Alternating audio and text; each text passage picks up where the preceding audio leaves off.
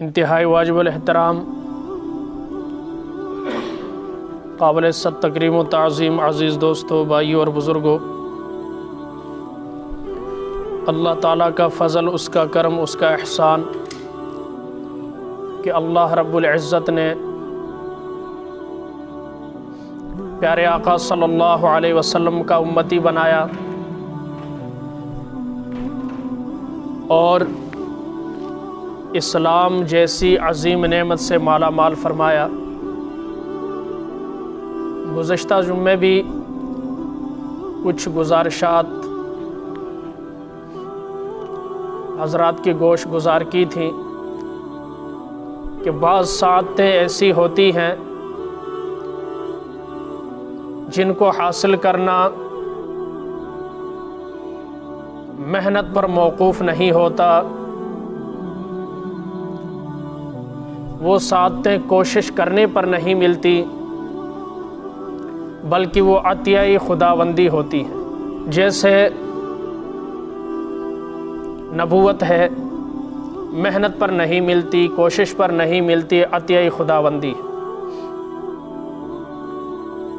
صحابیت کا مقام ہے،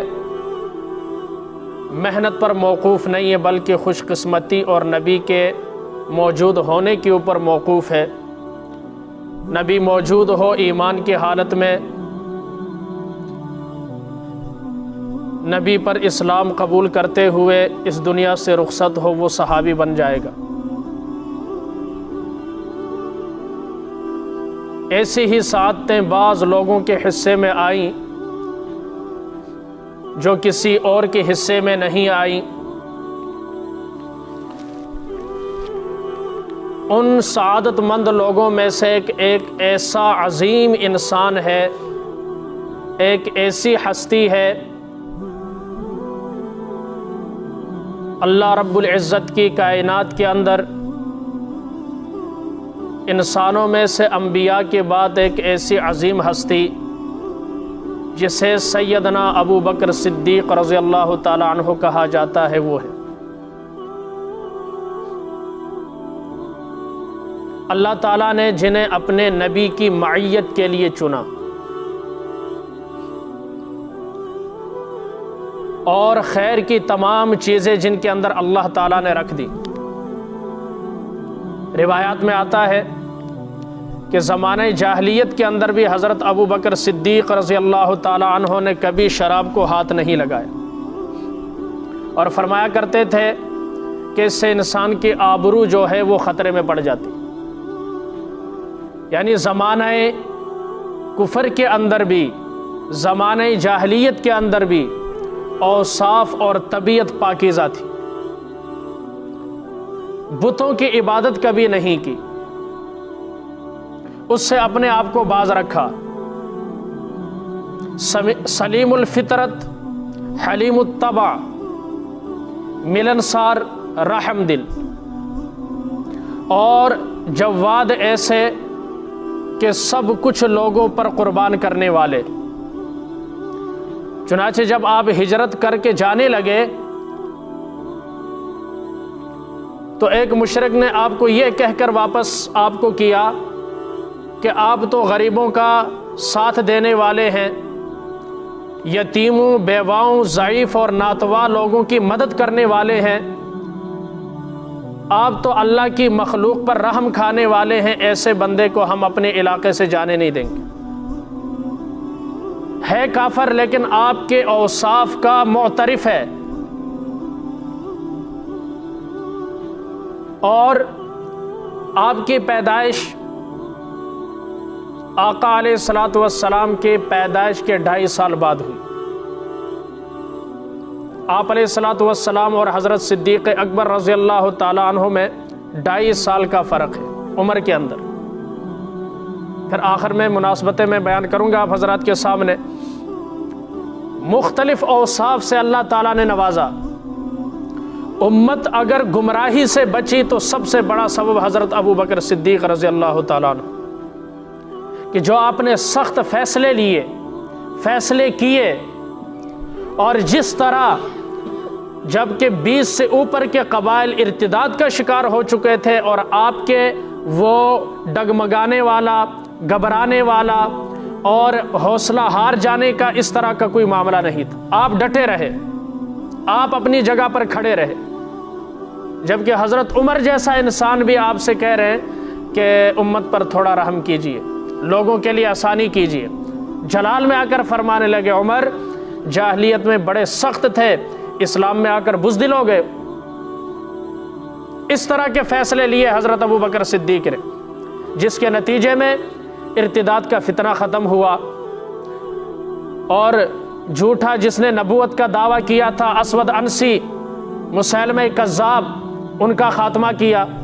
اس طرح سے بہت سارے فتنے، منکرین زکوٰۃ، ان کے خلاف آپ نے ایکشن لیا، جس کے بدولت یہ سارے فتنے جو تھے اپنے آپ دب گئے۔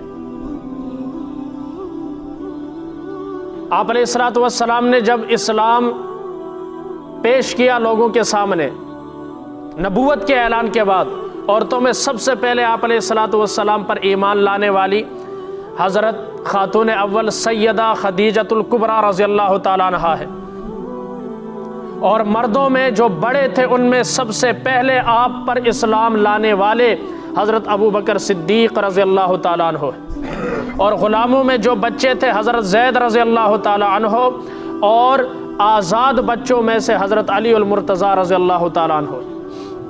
یعنی پہلے دن سے ہی آپ کے ساتھی، چونکہ آپ کے ساتھ بچپن سے ہی دوستی تھی، یاری تھی، اور اسلام جب آپ نے پیش کیا تو بغیر کسی حجت کے، بغیر کسی دلیل کے جس شخصیت نے اسلام کو قبول کیا ہے وہ حضرت ابو بکر صدیق۔ ہر طرح کی سعادتیں اللہ نے آپ کے حصے میں رکھ دی تھی۔ حضرت ابو بکر صدیق رضی اللہ تعالیٰ عنہ کے بارے میں قرآن کی بہت ساری آیات ہیں، گزشتہ جمعے کے اندر بھی بیان ہوئی، آج صرف ایک آیت اس کے 15 نکات ہیں آپ حضرات کے سامنے رکھتا ہوں، ورنہ ایک ایک شخصیت کے لیے صحابہ کے چونکہ ایمان کا یہ معیار ہے، معیار ایمان ہے، تو ان پر جتنی بھی گفتگو کی جائے وہ کم ہے۔ حیرانگی ہوتی ہے، لوگ آج شخصیات کے اوپر پی ایچ ڈی کرتے ہیں۔ قائد اعظم پر پی ایچ ڈی کی ہے کسی نے علامہ اقبال پر کی ہے، کسی نے سر سید کے اوپر کی ہے، کسی نے کس کے اوپر کی ہے۔ ان پر پی ایچ ڈی کرنے پر آخرت میں ثواب نہیں ملے گا۔ دنیا کا تو فائدہ ہو سکتا ہے، چلو ان کے بارے میں معلومات ہوں، اچھا جس نے شخصیات کے اوپر پی ایچ ڈی کی اس نے ایمان کے اوپر پی ایچ ڈی نہیں کی۔ یہ ایک مسلمان کی حالتیں دیکھیں کس طرف ہم جا رہے ہیں۔ پی ایچ ڈی کرنے کے قابل اگر شخصیات ہیں وہ حضرات صحابہ کرام کی۔ کن کی ہیں؟ حضرات صحابہ کرام کی شخصیات ایسی ہیں کہ ان پر کیا کی جائے؟ پی ایچ ڈی کی جائے، ان کی سیرت کو پڑھا جائے، ان کے کردار کو دیکھا جائے، اور ان کی شخصیت کا مطالعہ کیا جائے کہ یہ کون سے اوصاف تھے جو زمانے کے امام بنے، کون سے ایسے اوصاف تھے کہ ایک فرد کے فیصلوں اور حوصلوں نے اسلام کی سرحدات کو کتنا وسیع کیا۔ حضرت ابو بکر صدیق رضی اللہ تعالیٰ عنہ پہلے خلیفۃ المسلمین ہیں، بلکہ انہیں خلیفۃ الرسول کہا جاتا تھا۔ کیا کہا جاتا تھا؟ خلیفۃ الرسول، اور خلیفۃ المسلمین کا لقب بھی پایا پہلے، جیسے گزشتہ جمعے بیان ہوا کہ ہر صفت کے اندر پہلے۔ میں آیت کی طرف آتا ہوں، اِلَّا تَنْصُرُوهُ فَقَدْ نَصَرَهُ اللَّهُ إِذْ أَخْرَجَهُ الَّذِينَ كَفَرُوا ثَانِيَ اثْنَيْنِ إِذْ هُمَا فِي الْغَارِ إِذْ يَقُولُ لِصَاحِبِهِ لَا تَحْزَنْ إِنَّ اللَّهَ مَعَنَا۔ حضرت حسن بصری رحمۃ اللہ تعالیٰ علیہ ارشاد فرماتے ہیں، اس آیت کے اندر اللہ تعالیٰ نے تمام لوگوں کی شکایت کی ہے سوائے ابو بکر کے، سوائے ابو بکر صدیق رضی اللہ تعالیٰ عنہ کے۔ ہر انسان پر شکوہ کیا ہے، شکایت کی ہے کہ انہوں نے میرے نبی کی مدد نہیں کی۔ اگر تم نبی کی مدد نہیں کرو گے فقد نصرہ اللہ، تو اللہ تعالیٰ ان کی مدد فرمائیں گے۔ اذ اخرجہ الذین کفروا، جب کافروں نے نبی کو نکلنے پر مجبور کیا، ہجرت پر مجبور کیا۔ ثانی اثنین اذ ہما فی الغار، دو میں کا دوسرا جو تھے جب دونوں غار میں تھے، ان میں سے اذ یقول لصاحبہ، ایک اپنے صاحب سے یہ کہہ رہا تھا، لا تحزن ان اللہ معنا، غم نہیں کرنا، پریشان نہیں ہونا، گھبرانا نہیں، مغموم نہیں ہونا۔ کیوں؟ اس لیے کہ ان اللہ معنا، اللہ ہمارے ساتھ ہے، اللہ ہم دونوں کے ساتھ ہے۔ ساتھی کو تسلی دے رہے ہیں۔ فرمایا اس آیت کے اندر 15 نکات ہیں۔ کتنے؟ 15 نکات، توجہ کے ساتھ سنتے جائیں۔ بعض حضرات نے یہاں پر اعتراض کیا ہے کہ صدیق کو لا تحزن، غم نہ کرو، اس میں صدیق کو اپنی جان کا خطرہ تھا اس لیے یہ کہا، لیکن حقیقی بات جو ہے وہ یہ ہے کہ صدیق اکبر رضی اللہ تعالی عنہ کو اپنی جان کا خوف نہیں تھا۔ جس طرح یعقوب علیہ السلام نے کیا فرمایا کہ مجھے غم ہے اس بات کا، مجھے ڈر لگتا ہے کہ کہیں تم یوسف کو لے جاؤ اسے بیڑیا نہ کھا لے۔ تو اب یہ ڈر یعقوب علیہ السلام اپنی ذات کا نہیں بلکہ یوسف علیہ السلام کے بارے میں اظہار خیال فرما رہے کہ مجھے یوسف کا خطرہ ہے، کہیں تم کھیل کود میں نہ لگ جاؤ اور یوسف کو بیڑیا نہ کھا لے۔ اسی طرح یہاں پر صدیق کو اپنی ذات کا غم نہیں ہے، اگر اپنی ذات کا غم ہوتا تو غار میں پہلے نہ جاتے، غار میں پہلے نہ جاتے، بلکہ نبی کا غم ہے کہ آقا علیہ السلام کو کہیں دشمن نقصان نہ پہنچا دے۔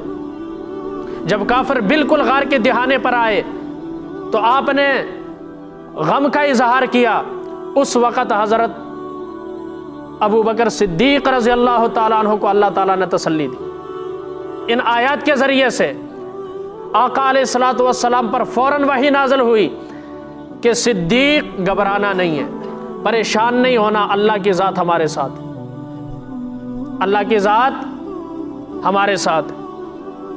دوسرا کہ شب ہجرت آپ علیہ السلام جب چلے تو پنجوں کے بل چلے، تاکہ پورے نشان زمین پر اگر پڑ گئے تو پیچھے سے دشمن جو ہے وہ کیا کرے گا، نشانات قدم کے ذریعے سے کہیں کھوج لگا کر ہم تک پہنچ نہ جائے، اس لیے آپ یوں چلے پورے راستے، جس کی وجہ سے آپ علیہ السلام کی انگلیاں مبارک پاؤں کی جو تھی وہ زخمی ہو گئی تھی۔ تو حضرت ابو بکر صدیق رضی اللہ تعالیٰ عنہ نے آپ علیہ السلام کو اپنے کندھوں پر اٹھایا۔ کن پر اٹھایا؟ کندھوں پر اٹھایا، اور غار کے اندر لے کر گئے۔ دہانے پر جب پہنچے کہا یا رسول اللہ آپ یہاں تشریف رکھیے، میں اندر صفائی کر لوں اور اندر کا سارا جو معائنہ کر لوں، کوئی نقصان دہ چیز تو نہیں۔ یہاں پر بھی صدیق اکبر رضی اللہ تعالی عنہ نے اپنی ذات پر نبی کو ترجیح دی، اپنی ذات پر، بولے اپنی ذات پر نبی کو ترجیح دی کہ کہیں نبی کو نقصان نہ ہو۔ اچھا، اسی راستے میں ایک نقطہ یہ بھی ہے، حضرت ابو بکر صدیق کبھی آپ کے دائیں، کبھی آپ کے بائیں، کبھی آپ کے پیچھے، کبھی آپ کے آگے، اس طرح سے گھوم رہے تھے۔ تو آپ بار بار یہ معائنہ فرما رہے ہیں، صدیق ایک طرف اور ایک سمت پر اکتفا نہیں کر رہا، سائیڈیں بدل رہا ہے، بار بار دائیں بائیں آگے پیچھے گھوم رہا ہے مسلسل۔ کہا صدیق کیا بات ہے، آج آپ کا انداز نرالا ہے۔ کہا یا رسول اللہ صلی اللہ علیہ وسلم، مجھے اپنی جان کی پرواہ نہیں ہے، بلکہ مجھے جب خیال آتا ہے کہیں دشمن پیچھے سے نہ آ رہا ہو، میں دوڑ کر پیچھے ہو جاتا ہوں۔ پھر خیال آتا ہے دشمن کہیں دائیں طرف سے نہ آ رہا ہو، میں دوڑ کر دائیں طرف جاتا ہوں۔ پھر خیال آتا ہے دشمن کہیں بائیں طرف سے حملہ نہ کر دے، میں بائیں طرف ہوتا ہوں، پھر ذہن کے اندر یہ خیال آتا ہے کہیں دشمن آگے سے حملہ نہ کر دے، میں آگے آ جاتا ہوں، جدھر کا خیال آتا ہے میں اس طرف آ جاتا ہوں۔ یہ ہے شان صدیق اکبر کہ نبی کے لیے اپنا سب کچھ قربان ہے۔ اور نمبر 3 کہ شب معراج خادم جو تھا مخدوم کے دروازے پر آیا۔ خادم کس کے دروازے پر؟ مخدوم کے۔ شان صدیق کے اوپر یہ 15 نکات ہیں۔ خادم کون ہے؟ جبریل امین۔ مخدوم محمد الرسول اللہ صلی اللہ علیہ وسلم۔ لیکن شب ہجرت ہم دیکھتے ہیں مخدوم جو ہے خادم کے دروازے پر نظر آتا ہے۔ بات سمجھ میں آ رہی ہے کہ نہیں؟ سارے گمسم بیٹھے، بات سمجھ میں آ رہی ہے کہ نہیں؟ کوئی ہاں آواز آنی چاہیے یار، کہ مخدوم نبی علیہ الصلوۃ والسلام، خادم صدیق اکبر، نبی کس کے دروازے پر گئے؟ صدیق اکبر رضی اللہ تعالیٰ عنہ کے دروازے پر، کہ اللہ کا حکم آ گیا ہے، صدیق چلتے ہیں، ہجرت کرتے۔ اور نمبر 5 معراج کا جو رفیق سفر تھا وہ تمام ملائک کا سردار تھا۔ کس کا؟ ملائک کا سردار تھا۔ اور شب ہجرت جو آپ کا رفیق سفر بنا وہ تمام صحابہ کا سردار بن گیا، تمام صحابہ کا سردار بن گیا۔ اور نمبر 7 معراج کے سفر کا جو ساتھی تھا اس نے توڑ نہیں نبھایا، موڑ کا ساتھی بنا، توڑ کا ساتھی نہیں بنا، لیکن جو ہجرت کا ساتھی تھا وہ ایسا بنا، آپ کو نہ مزار کے اندر چھوڑا نہ غار کے اندر چھوڑا، حتیٰ کہ جنت میں بھی آپ کے ساتھ وہاں پر نبی علیہ الصلوۃ والسلام کے ساتھ ہوں گے۔ یعنی ہر مرحلے کے اندر آپ علیہ الصلوۃ والسلام کے ساتھ رہے، دکھ سکھ کے ساتھی بنے، مزار اور غار کے ساتھی بنے، لیکن جبریل امین نے سدرۃ المنتہا پر جا کر کہا یا رسول اللہ بس اب یہاں سے ایک بال بھی اگر یکسر موئے برتر پرم بسوز تجلا، بات سمجھ میں آ رہی ہے؟ اگر میں ایک بال برابر بھی آگے جاتا ہوں تو پھر میں جل کر راکھ ہو جاؤں گا، یہاں سے آگے آپ جانے رب جانے۔ لیکن صدیق توڑ کے ساتھی بنے، موڑ کے ساتھی۔ سید عطا اللہ شاہ بخاری رحمہ اللہ فرماتے ہیں کہ اگر معراج کی شب میں نبی کے ساتھ ہوتا، خدا کی قسم جل کر راکھ ہو جاتا، لیکن اپنے نبی کا ساتھ کبھی نہ چھوڑتا، اپنے نبی کا ساتھ کبھی نہ چھوڑتا۔ اس سے بڑھ کر سعادت کیا ہے کہ نبی کے ساتھ ہو جائے، وہ جل ہی کیسے سکتا ہے؟ بات سمجھ میں آ رہی ہے؟ لیکن اپنا اپنا طرز ہے، ذوق ہے، انداز ہے، محبت ہے نبی کے ساتھ۔ اور نمبر 8 شب ہجرت جو بستر پر سوئے تھے انہیں صرف نصف شب تک بستر ملا نبی کا۔ کون سوئے تھے نبی کے بستر پر؟ بولے جی، حضرت علی المرتضیٰ شیر خدا رضی اللہ تعالیٰ عنہ۔ شب ہجرت جو نبی کے بستر پر سوئے صرف آدھی رات تک کے لیے، لیکن قربان جائیں صدیق اکبر رضی اللہ تعالیٰ عنہ کے اوپر کہ 3 دن نبی کے ساتھ غار کے اندر رہے۔ نبی علیہ الصلوۃ والسلام کے لیے صدیق کی گود کیا تھی؟ بستر بنی۔ 3 دن نبی کے ساتھ رہے۔ کتنے دن؟ 3 دن نبی کے ساتھ رہے۔ پھر ایسے ساتھ نہیں رہے، اللہ نے کہا صدیق میں تجھے نبی کا ساتھ ایسا دوں گا قیامت تک نبی اور صدیق کو کوئی جدا نہیں کر سکے گا۔ مزار میں ساتھ رہے کہ نہیں رہے؟ ہمیشہ کے لیے رہے۔ کوئی جدا کر سکتا ہے؟ بولے کوئی کر سکتا ہے؟ کوئی کتنا پیٹے، کتنا روئے، کتنا چیخے چلائے، لیکن نبی اور صدیق کو جدا نہیں کر سکتے۔ اقبال نے اسی کی طرح پورا وہ لمبی نظم ہے، آخر میں آخری جو شعر ہے وہ یہ ہے، پروانے کو چراغ تو بلبل کو پھول بس، صدیق کے لیے ہے خدا کا رسول بس۔ نبی کو صدیق چاہیے، صدیق کو نبی چاہیے، ان کے بیچ میں کچھ نہیں ہے۔ اس سے ہی کہتے ہیں خلیفہ بلا بولیں فصل۔ اسے کیا کہتے ہیں؟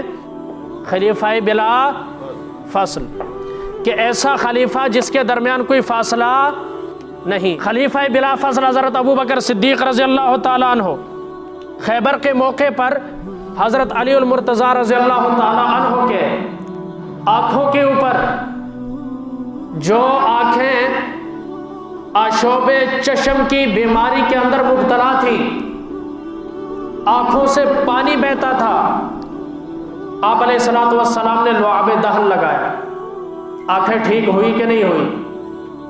بولے میں نے شان علی المرتضیٰ والے بیان کے اندر بتایا تھا آپ کو، حضرت علی فرماتے ہیں جب آقا علیہ الصلوۃ والسلام نے اپنا لعاب دہن میری آنکھوں کو لگایا، مجھے کہا علی آنکھیں کھولو، میں نے آنکھیں کھولی، خدا کی قسم 300 میل دور سے مجھے شام کی پہاڑیاں نظر آنے لگی،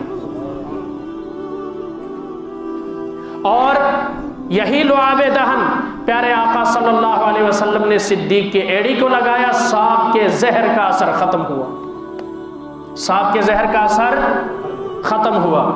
اور اسی طریقے سے اس آیت میں حضرت ابو بکر صدیق رضی اللہ تعالیٰ عنہ کو ثانی اثنین کہا گیا ہے، دو میں سے دوسرا، یہ آپ کی ذات کے ساتھ ایسا فٹ آتا ہے، نبی اسلام کی دعوت دینے میں پہلے، نبی اسلام کی دعوت دینے میں پہلے، تو دعوت دینے میں صدیق کا نمبر دوسرا، دعوت قبول کرنے میں صدیق کا نمبر پہلا ہے، لیکن نبی جس طرح دعوت دیتے رہے اسی طرح سب سے پہلے جس نے اسلام قبول کیا صحابہ میں، ظاہر دعوت بھی اسی نے دینی ہے، پہلا نبی اور دوسرا بولیں صدیق۔ اسلام کے لیے سب سے زیادہ سختیاں برداشت کی نبی نے، تو دوسرا نمبر کس کا ہے؟ صدیق اکبر رضی اللہ تعالیٰ عنہ کا۔ خلافت اور امامت میں نبی کا پہلا نمبر ہے، تو دوسرا نمبر کس کا ہے؟ حضرت ابو بکر صدیق کا۔ نبی کے وفات کے بعد خلافت بھی حضرت ابو بکر کو ملی، امامت بھی حضرت ابو بکر کو ملی۔ اسی طریقے سے دنیا سے رخصت ہونے میں اور روضہ رسول حجرہ عائشہ میں پہلے نبی ہیں، تو دوسری جانے والی شخصیت کس کی ہے؟ حضرت ابو بکر صدیق رضی اللہ تعالیٰ عنہ کی۔ ہجرت میں آپ علیہ الصلوۃ والسلام ساتھ ہیں، تو دوسرا کون ہے؟ حضرت ابو بکر صدیق دوسرے ہیں۔ غار میں ایک آپ ہیں، دوسری شخصیت کون سی ہے؟ حضرت ابو بکر صدیق کی ہے۔ مدینہ پہنچنے میں پہلی شخصیت آپ کی ہے، تو دوسری کون ہے؟ حضرت ابو بکر صدیق رضی اللہ تعالیٰ عنہ ہیں۔ روزے میں پہلے دفن ہونے والے نبی ہیں، دوسرے صدیق اکبر ہیں۔ قیامت کے دن میدان حشر کے لیے سب سے پہلے نبی اٹھیں گے، دوسرا کون ہوگا؟ حضرت ابو بکر صدیق ہوں گے۔ معاشر کی طرف جانے میں پہلا نمبر نبی کا، دوسرا صدیق اکبر ہے۔ حوض کوثر میں پہلے نبی ہوں گے، دوسرا نمبر صدیق اکبر کا ہوگا۔ مقام محمود پر پہلا نمبر نبی کا، دوسرا صدیق اکبر کا ہے۔ پل صراط سے گزرنے میں پہلے نبی ہوں گے، دوسرا نمبر صدیق اکبر کا۔ یہاں تک کہ جنت میں جانے میں پہلا نمبر نبی کا ہوگا، دوسرا صدیق اکبر کا ہوگا۔ دو میں کا دوسرا، یہ نبی اور صدیق میں ہے۔ نبی پہلے، صدیق بولے صدیق بعد میں نے انتہائی اختصار کے ساتھ آگے بہت ساری باتیں ہیں خلافت کے حوالے سے بھی، جتنا وقت ہوا کر دیں گے انشاءاللہ۔ اور اسی طرح ایمان کے اندر نبی اول صدیق دوسرا، مال لٹانے میں نبی اول صدیق دوسرا، اولاد قربان کرنے کے اندر بھی صدیق کا نمبر دوسرا۔ اسی طرح سے جتنی بھی ہے زندگی کے سارے جو دین کے خدمت کے کام ہیں ان میں پہلے نبی اور دوسرا صدیق اکبر رضی اللہ تعالیٰ۔ یہ آپ کی شخصیت ہے۔ پیارے آقا صلی اللہ علیہ وسلم، بہت ہی خوبصورت واقعہ ہے، وہ میں چلو آخر میں سناتا ہوں، تھوڑا سا وقفہ کرتے ہیں۔ غار کے اندر نبی علیہ الصلوۃ والسلام کے ساتھ صدیق اکبر رضی اللہ تعالیٰ عنہ کو ایسی خلوت نصیب ہوئی کہ کسی اور صحابی کو ایسی خلوت نصیب نہیں ہوئی، کسی اور صحابی کو۔ اور یہ کیسی عظیم رات ہے۔ حضرت عمر جیسے انسان جن کے بارے میں نبی نے فرمایا میرے بعد نبی ہوتا تو کون ہوتا؟ عمر، تو جس راستے سے گزرتا ہے شیطان اس راستے سے نہیں گزر سکتا۔ ایسا انسان کہ جس کے بارے میں نبی نے فرمایا کہ اللہ نے عمر کی زبان اور دل پر حق کو جاری کر دیا۔ حق کو کیا کر دیا ہے؟ جاری کر دیا۔ حضرت عمر فرمانے لگے صدیق آج اعمال کا تبادلہ کرتے ہیں، میری ساری زندگی کی نیکیاں لے جاؤ۔ یہ کون عمر ہے جس نے بیت اللہ کا در کھلوایا ہے؟ کوئی عام انسان نہیں۔ کس کا در کھلوایا ہے؟ قیامت کی صبح تک بیت اللہ میں جو بھی شخص جتنی نمازیں پڑھے گا اس کا ایک حصے کا ثواب حضرت عمر کے کھاتے میں جائے گا۔ جائے گا کہ نہیں جائے گا؟ دروازہ ہی حضرت عمر نے کھولا، جو کھولا آج تک بند نہیں ہوا، اور آج بند کرنے کی کوشش کی جا رہی، کر نہیں سکیں گے، انشاءاللہ نہیں کر سکتے۔ کہا صدیق آج تبادلہ کرتے ہیں، غار والی رات مجھے دے دو، ایک رات کی غار والی ایک رات مجھے دے دو، عمر کی ساری زندگی کی نیکیاں لے لو۔ ایک رات، 3 بھی نہیں، کہ غار کی ایک رات کی اور ایک شان صدیق کی کیا ہے؟ دیکھیں بستر رسول کے اوپر حضرت علی ہیں، نبی نے مخلوق کی امانتیں، خلق کی امانتیں کس کے حوالے کی؟ بولے حضرت علی کے حوالے کی، لیکن خالق نے اپنی امانت صدیق کے حوالے کی۔ کس کے حوالے کی؟ صدیق کے حوالے کی۔ اور نکتہ کہ بچپن میں جب آپ پیدا ہوئے دائیاں لینے آئی، سب چھوڑ کر چلی گئی، دائی حلیمہ کے حصے میں یہ سعادت آئی، نحیف لاغر کمزور اونٹنی کے اوپر جو سب سے پیچھے تھی، لیکن جو ہی نبی کو سوار کیا وہ اونٹنی سب سے آگے نکل گئی۔ اور اسی طریقے سے جب صدیق اکبر نے غار والے وقت میں نبی کو کندھوں پر اٹھایا، صدیق تمام انسانیت سے آگے نکل گئے۔ نکلے کہ نہیں نکلے؟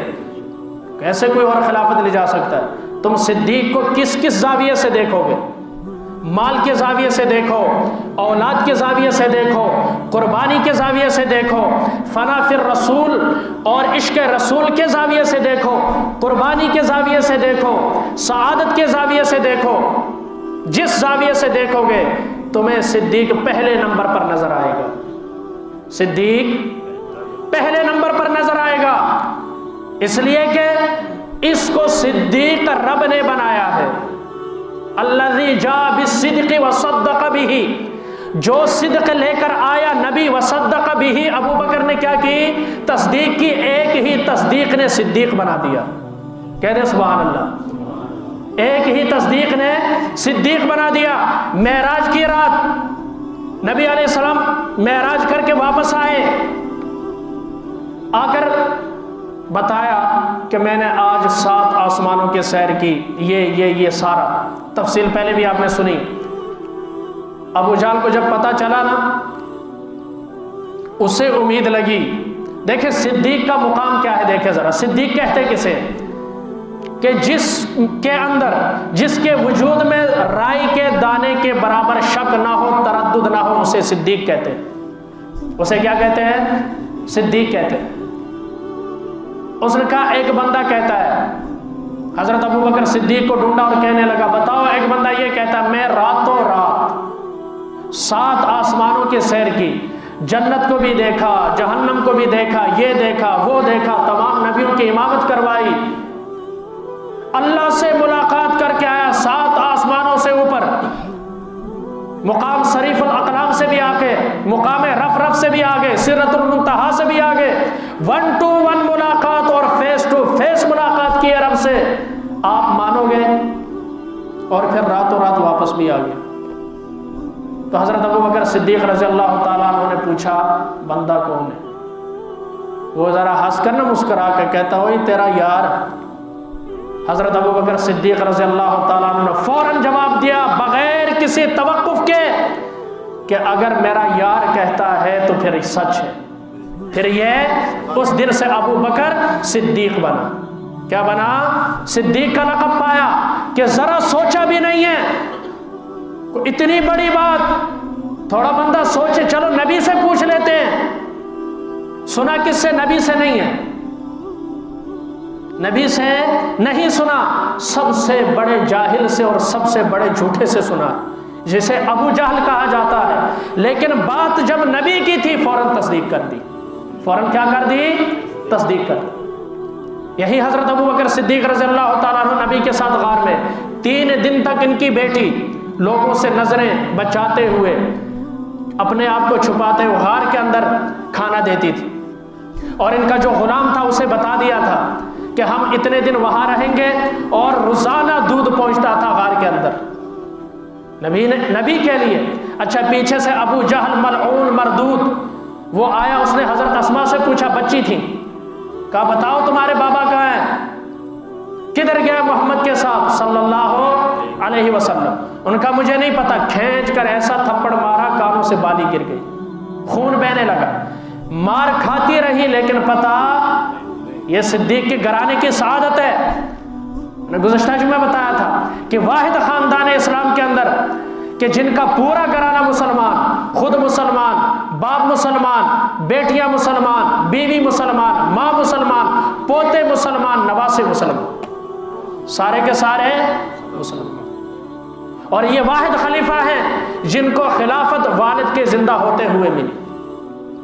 حضرت عمر جب خلیفہ بنے تو والد زندہ نہیں تھے، حضرت عثمان رضی اللہ تعالیٰ عنہ خلیفہ بنے، والد زندہ نہیں تھے، حضرت علی المرتضیٰ جب چھوٹے تھے تو والد فوت ہو گئے تھے، زندہ نہیں تھے، لیکن ابو بکر کے حصے میں یہ سعادت آئے، والد کے ہوتے ہوئے اللہ تعالیٰ نے خلافت والی ذمہ داری سے نوازا۔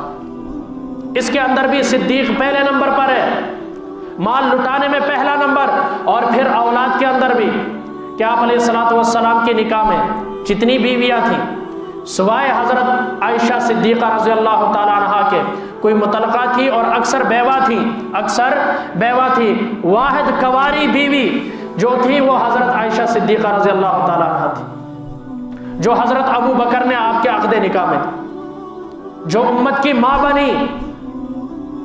کیا بنی؟ صحابہ فرماتے ہیں آدھا دین صحابہ سے ہم تک پہنچا ہے، آدھا اکیلے حضرت عائشہ صدیقہ سے پہنچا۔ بڑے بڑے صحابہ فرماتے ہیں جب مشکل ترین مسئلہ آتا، جب ہم پھنس جاتے کسی مسئلے میں تو ہم اماں کی طرف رجوع کرتے تھے، فوراً مسئلہ حل کر دیتی، مائیں بیٹوں کا مسئلہ حل کرتی، مائیں ہی بیٹوں کا مسئلہ حل کرتی۔ اور آج انہیں نازیبہ الفاظ کہے جائیں تو ظاہر ہے ایمان سے ہاتھ دھو بیٹھنے والی بات ہے، ایمان سے خارج ہونے والی بات ہے، ورنہ وہ عظیم ہستیاں ہیں۔ آپ ہی کی بیٹی کی شہادت، طہارت، پاکیزگی پر اللہ تعالیٰ نے سورہ نور کی آیتیں نازل فرمائی، پوری سورت نازل فرمائی آپ کی بیٹی کی تقدیس کے اوپر، تطہیر کے اوپر۔ یہ سعادت بھی اگر کسی کے حصے میں آئی ہے تو کون ہے؟ حضرت ابو بکر صدیق رضی اللہ تعالیٰ۔ اور پھر 2.5 سال کا زمانہ ہے خلافت کا، 2.5 سال کچھ مہینے، 2 سال کچھ مہینے کچھ دن۔ ان 2 سالوں کے اندر آپ نے بڑے بڑے فیصلے کیے۔ جب آپ علیہ الصلوۃ والسلام کی وفات ہوئی، آپ علیہ الصلوۃ والسلام دنیا سے رخصت ہوئے، سب سے پہلے آپ آئے، آپ نے یمنی چادر کو ہٹایا اور آپ علیہ الصلوۃ والسلام کے ماتھے پر بوسہ دیا۔ یہاں بھی صدیق کا نمبر پہلا، اور سب سے پہلے جس نے امت کو دلاسا دیا ابو بکر صدیق۔ کیا ہے؟ حضرت عثمان گمسم بیٹھے، جیسے بندہ کومے میں نہیں جاتا، نہ سنتا ہے نہ سنا سکتا، یہ کیفیت حضرت عثمان کی جب نبی کے وفات کی خبر سنی۔ حضرت عمر ہاتھ میں تلوار لے کر انکاری ہیں، نبی فوت کا اللہ سے ملاقات کرنے گئے، واپس آئیں گے اور جو کہتے ہیں نبی دنیا سے رخصت ہوا، اللہ کے نبی آ کر ان کی گردنیں اڑائیں گے۔ اگر میرے سامنے کسی نے کہا، اب دیکھیں جذبات کا عالم کیا ہے، نبی سے محبت کا عالم کیا ہے، لفظ وفات سننے کے لیے صحابہ تیار نہیں ہیں۔ حضرت ابو بکر صدیق آئے، حضرت عمر کو سمجھایا تو حضرت عمر کدھر سمجھتے، بار بار سمجھایا نہیں مانا، سمجھ گئے کہ یہ اس مقام پر پہنچ چکا ہے جہاں سمجھ کام چھوڑ دیتی۔ انہیں کہے بغیر فوراً مسلمانوں کا ایک جمع غفیر سامنے خطبہ دینا شروع کر دی اور بتا دیا، یاد رکھو جو اللہ کی عبادت کرتا تھا اللہ زندہ ہے، اسے موت نہیں آئے گی، لیکن جو محمد کی عبادت کرتا تھا محمد صلی اللہ علیہ وسلم آج دنیا سے رخصت ہو چکے ہیں۔ اسی طریقے سے جس طرح اس سے پہلے انبیاء آتے رہے، آپ سے پہلے انبیاء آتے رہے اور دنیا سے پردہ فرماتے رہے۔ جب آیت تلاوت کی تو حضرت عمر رضی اللہ تعالیٰ عنہ آہستہ آہستہ آہستہ سرد ہونا شروع ہو گئے۔ فرماتے ہیں خدا کی قسم مجھے یوں لگا، ابو بکر آیت پڑھ رہا تھا، مجھے یوں لگ رہا تھا جیسے ابھی ابھی ان آیتوں کا نزول ہوا ہے۔ سارے جذبات حقائق کے اندر بدل گئے اور اس کڑوے گھونٹ کو پینا پڑا، اس تلخ حقیقت کو تسلیم کرنا پڑا کہ نبی دنیا سے کیا کر گئے ہیں؟ پردہ فرما گئے۔ امت کو جس نے دلاسا دیا وہ حضرت ابو بکر صدیق رضی اللہ تعالیٰ۔ آپ چونکہ جیش اسامہ روانہ کر چکے تھے مقابلے کے لیے، تو آپ کی وفات کی خبر سن کر وہ ٹھہرے، واپس آئے، اور پھر آپ علیہ حضرت ابو بکر صدیق رضی اللہ تعالیٰ عنہ نے جیش اسامہ کو روانہ کرنا چاہا۔ اجل صحابہ نے کہا ایسا مت کیجیے، مدینے کے اندر منافقین موجود ہیں، یہود و نصارہ سازشیں کر رہے ہیں، قیصر اور کسریٰ جو ہیں وہ مسلمانوں کے خلاف سرحدات کے اوپر تنازع چھیڑے ہوئے ہیں، اگر آپ لشکر مسلمانوں کا باہر روانہ کر دیں تو اندر ہماری تعداد کم ہے، اندر کے فتنے سے کیسے مقابلہ کریں گے؟ تو حضرت ابو بکر صدیق کا فیصلہ دیکھیں، فرمایا جس لشکر کو نبی روانہ کر چکے ہیں ابو بکر کون ہوتا ہے اسے روکے۔ آپ نے لشکر کو روانہ کیا، انہیں نصیحتیں کی، اچھا یہاں سے لشکر روانہ ہوا، ادھر سے اندر کے لوگوں نے 22 کے قریب قبائل ارتداد کا شکار ہو چکے ہیں، کہنے لگے ابو بکر نماز تو ہم پڑھیں گے لیکن زکات لینے واسطے ساڑھے کو نہ آوی۔ حضرت ابو بکر رضی اللہ تعالیٰ عنہ جلال میں آئے، کہا خدا کی قسم نبی کے زمانے میں اگر کوئی زکات میں اونٹ کی رسی بھی دیتا تھا ابو بکر اسے بھی نہیں چھوڑے گا، وہ بھی لے کر رہے گا، اور جو رسی کا انکار کرے گا ابو بکر اس کے ساتھ جہاد کرے گا، اس کی گردن اڑائے گا۔ خلیفۃ الرسول کا جب یہ پیغام، یہ اعلان لوگوں تک پہنچا تو ڈر گئے کہ اگر ہم نے رسی نہ دی، اب ایک طرف رسی رکھیں ایک طرف جان رکھیں، ہاں جی، یا رسی بچاؤ یا اپنے آپ کو بچاؤ، اور ان کا رسی دینے میں ہی عافیت ہے، زکات دینے میں ہی عافیت ہے۔ ادھر سے ارتداد کا فتنہ کھڑا ہو گیا، مسلمہ کذاب کی صورت میں آپ نے حضرت خالد بن ولید کے اس کے اندر سرکردگی کے اندر 1200 صحابہ، جس میں 600 صحابہ حفاظ ہیں، کیا ہیں؟ حافظ صحابہ کرام، 1200 صحابہ جا کر مسلمہ کذاب کا مقابلہ کیا اور اس جنگ کے اندر مسلمانوں کو فتح ہوئی۔ ختم نبوت کے پہلے مجاہد، ختم نبوت کے لیے جنگ لڑنے والے، اس میں پہلا نمبر ہے تو کس کا؟ ارتداد فتنہ انسی اور مسلمہ کذاب کے فتنے کو ختم کیا ہے تو کون ہے؟ بولے حضرت ابو بکر صدیق رضی اللہ تعالیٰ عنہ۔ مانعین زکات کے خلاف جنہوں نے علم جہاد کو بلند کیا تو ابو بکر صدیق، امت کو دلاسا دیا حضرت ابو بکر صدیق، نبی کو ہر لمحے ہر وقت نبی کے ساتھ رہے ابو بکر صدیق، مال لٹایا صدیق اکبر نے، جان دی صدیق اکبر نے، ہر لمحے نبی کا ساتھ دیا، ہر مشکل میں نبی کے ساتھی بنے حضرت ابو بکر صدیق۔ اب نبی علیہ الصلوۃ والسلام سے فرما رہے ہیں یا رسول اللہ صلی اللہ علیہ وسلم کب تک ہم چھپ کر اسلام کا جو ہے پرچار کرتے رہیں گے؟ ایک دن تو آئے گا ہمیں نکلنا پڑے گا، لہٰذا میرا یہ دل چاہتا ہے کہ میں نکل کر اعلان کروں۔ نبی سمجھاتے رہے ابھی ہم کم ہیں، حالات موضوع نہیں ہیں، دشمنوں کی تعداد زیادہ ہے، غصہ بھی زیادہ پایا جاتا ہے، لہٰذا انتظار کیجئے۔ ابو بکر صدیق رضی اللہ تعالیٰ عنہ نے ارشاد فرمایا یا رسول اللہ آپ مجھے اجازت دیں، اسلام کے اندر سب سے پہلا خطبہ تبلیغ دینے والے حضرت ابو بکر صدیق ہیں۔ ذرا سنیں محبت نبی سے، اسلام جو ہے نا چھپتا نہیں ہے، پھول کی خوشبو چھپتی نہیں ہے۔ باہر نکلے، کھڑے ہو کر خطبہ دینے لگے، چاروں طرف سے کفار ٹوٹ پڑے اور اتنا مارا بے ہوش ہو گئے۔ قبیلے والوں نے اٹھایا اور آپس میں مشورہ کیا کہ اگر ہمارے اس سردار کو جو انہوں نے مارا ہے فوت ہو جائے تو ہم ان کے سردار کو قتل کر دیں گے۔ ادھر حضرت ابو بکر صدیق انتہا، بات لوگ کرنا چاہ رہے لیکن بات نہیں۔ شام کے وقت جا کر ہوش آیا، جو پہلا جملہ منہ سے نکلا وہ یہ تھا میرے نبی کا کیا حال ہے، میرے نبی کا۔ ماں کہنے لگی کہ اس کی وجہ سے اتنی مار تجھے پڑی ہے تو ابھی تک اس کا نام لے رہا ہے۔ ان کا جب تک نبی کا مجھے پتہ نہیں چلے گا مجھے چین نہیں ملے گا۔ ماں نے گرم دودھ پیش کیا، صبح سے کچھ نہیں کھایا، اوپر سے اتنی مار پڑی ہے، خون اتنا بہا ہے، کمزور ہو گئے، دودھ پی لو۔ کہا اس وقت تک دودھ کا ایک گھونٹ میرے اوپر حرام ہے جب تک میں اپنے نبی کی چہرے کی زیارت نہ کروں۔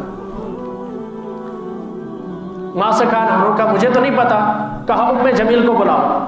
ام جمیل کے پاس گئی والدہ، کہنے لگی آپ کو میرا بیٹا ابو بکر صدیق بلا رہا۔ تو چونکہ اسلام کو چھپانے کا اس وقت حکم تھا، انہوں کہنے لگے نہ میں نبی کو جانتی ہوں نہ ابو بکر صدیق کو۔ انہوں نے کہا نہیں، انہوں نے مجھے آپ کا نام لے کر بھیجا ہے کہ اس کو بلا کر لاؤ۔ وہاں گئے تو وہ والدہ کی طرف دیکھنے لگی تو حضرت ابو بکر صدیق رضی اللہ تعالیٰ عنہ فرمایا یار اسلام ہم تک کیسے پہنچا، توجہ کے ساتھ سنیں، آپ اس نظریہ اس طرح ذہن میں رکھیں نا۔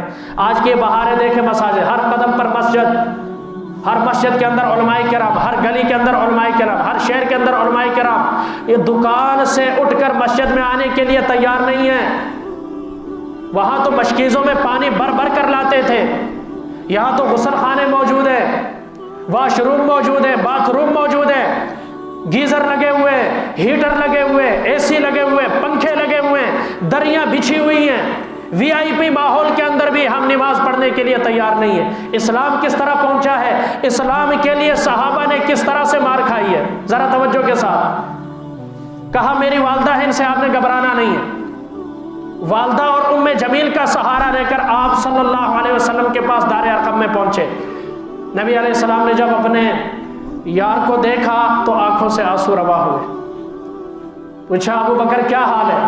کہا یا رسول اللہ اور تو کچھ نہیں، لیکن وہ ایک کافر تھا، اس نے اپنی جوتی سے حضرت ابو بکر کے چہرے کے اوپر مارا تھا تو چہرہ بگڑ گیا تھا۔ کہا یا رسول اللہ یہ چہرے کی تکلیف ہے اور تو کچھ نہیں، اگر آپ سلامت ہیں تو میں بھی سلامت ہوں، آپ ٹھیک ہے، میرا سب کچھ ٹھیک ہے۔ اس وقت پیارے آقا صلی اللہ علیہ وسلم نے دعا فرمائی۔ اس طرح سے یہ دن ہم تک پہنچا ہے۔ اب میں وہ واقعہ جو کہہ رہا تھا آپ کو سناتا ہوں۔ میں جب یہ واقعہ پڑھ رہا تھا میں کئی منٹ روتا رہا۔ عشق کا عالم دیکھے نبی اور صدیق کا، آج پتہ نہیں کیا سے کیا کہتے ہیں۔ یاد رکھنا خوبصورت جملوں کا نام دین، بولے سارے بولے، خوبصورت اشعار کا نام دین، دل ربا نعروں کا نام دین۔ دین حقیقت ہے، دین سچائی ہے، دین قرآن ہے، نبی کا فرمان ہے، صحابہ کا عشق ہے۔ کسی کا الٹ پٹانگ شعر کہنے سے وہ دین نہیں بن جاتا، وہ تاریخ نہیں بن جاتی۔ خوبصورت جملہ دمادم مست قلندر علی دا پہلا نمبر کہنے سے علی کا پہلا نمبر نہیں آتا۔ اب میں ایک اور نقطہ بتانے لگا ہوں، 15 نکات کہہ رہا تھا۔ یہاں پر حضرت ابو بکر صدیق نے نبی کو کندھوں پر اٹھایا، لیکن جب مدینے میں فتح مکے کے دن نبی علیہ السلام حرم کے اندر داخل ہوئے، کس میں بولیں حرم میں داخل ہوئے، تو حضرت علی سے کہا علی میرے کندھوں پر چڑھو اور بیت اللہ کے اوپر جتنے بت ہیں انہیں کیا کرو۔ تو ازرائے ادب و احترام حضرت علی کہنے لگے یا رسول اللہ آپ میرے کندھوں پر چڑھے، آپ۔ اب نبی کا جواب سنے ذرا توجہ کے ساتھ، ہر بات کا میں ذمہ دار ہوں، بات سمجھ میں آ رہی؟ من گڑت بھی نہیں ہے اور گڑا ہوا بھی نہیں ہے، بات سمجھ میں آ رہی ہے؟ نہ داد تحسین وصول کرنے کے لیے جملہ نبی نے فرمایا علی تم نبوت کا بوجھ نہیں اٹھا سکتے، تم نبوت کا بوجھ نہیں اٹھا سکتے۔ جب نبی نے کہہ دیا نبوت کا بوجھ نہیں اٹھا سکتے تو پھر ماننا خلافت کا حقدار بھی وہی ہے جس نے نبی کو کندھوں کے اوپر اٹھایا۔ ہونا چاہیے کہ نہیں؟ امامت بھی اسے ملنی چاہیے جس نے نبی کے موجود ہوتے ہوئے 17 نمازیں پڑھائی، جس کے بارے میں خود نبی نے فرمایا مرو ابا بکر فلیصلی بالناس، ابو بکر سے کہا لوگوں کی امامت کروائے۔ اپنے زندگی میں نبی اپنا مصلی جسے دے کر گئے، کون ہے؟ ابو بکر۔ ایک معراج نبی کی ہے، ایک معراج صدیق کی ہے۔ نبی کی معراج سدرۃ المنتہا سے اوپر عرش معلی پر رب تعالی سے ملاقات ہے، اور صدیق کے معراج غار کے اندر 3 دن رہے۔ نبی اللہ کے ساتھ چند لمحات رہے، ایک رات رہے، لیکن صدیق نبی کے ساتھ 3 دن رہا، نبی کے غلامی پر اور مصلی رسول کے اوپر۔ یہ تیری معراج تو یہ کہ تو لوح و قلم تک پہنچا، میری معراج یہ ہے کہ میں تیرے قدم تک پہنچا۔ واقعہ میں بتا رہا تھا 3 دن ہو گئے. اچھا ایک دن گزر گیا, حضرت ابو بکر صدیق رضی اللہ تعالیٰ عنہ صبح سے شام تک نبی کو نظر نہیں آئے. نبی علیہ الصلوۃ والسلام بے چینی سے دیکھ رہے کہ یار نظر آئے, نظر نہیں آ رہے. شام ہوئی, حضرت ابو بکر صدیق نظر آئے. بے چینی سے سوال کیا, ابو بکر کہاں تھے؟ کہا یا رسول اللہ آپ ہی نے فرمایا تھا کہ ذرا دور رہنے سے, کم کم ملنے سے محبت بڑھتی ہے, تو میں محبت بڑھانے کے چکر میں آج آپ سے دور رہا. پیارے آقا صلی اللہ علیہ وسلم مسکرانے نے کہا ابو بکر مجھ سے دور نہ رہا کر, تیرے بغیر دل نہیں لگتا, تیرے بغیر. جس نبی کا دل صدیق کے بغیر نہ لگے تو پھر اس مسلمان کا دل ایمان میں کیسے لگے گا اگر اس کی محبت اس دل کے اندر نہ ہو. ہاں اس صدیق کی محبت دل میں نہ ہو. نبی, یہ پہلے بھی کہہ چکا ہوں 2 دفعہ کہ جس دل کے اندر نبی نے آنا ہو, صفائی کس کے ذمہ ہے؟ بولے ابو بکر صدیق کے ذمہ ہے. جیسے غار میں پہلے صدیق گئے صفائی کی, بعد میں نبی گئے ہیں, تو دل کے غار کی بھی صفائی صدیق کے ذمہ ہے. صدیق کی محبت ہوگی. پھر حضرت علی کا فرمان سنیں ذرا. حضرت علی فرماتے ہیں میری محبت اور ابو بکر و عمر کا بغض ایک دل میں جمع نہیں ہو سکتا.